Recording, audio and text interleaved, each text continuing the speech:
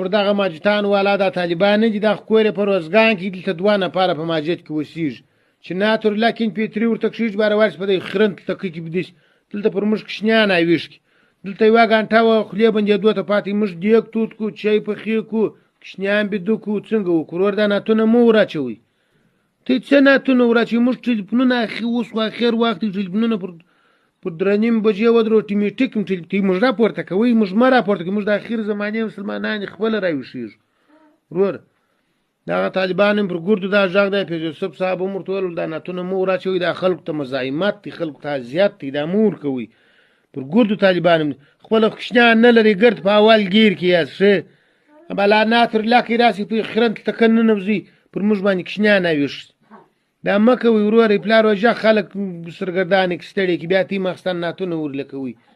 بیا وروره کورونو ماجتان سره شنجید ګرد د کوچنیانه باندې راکښېني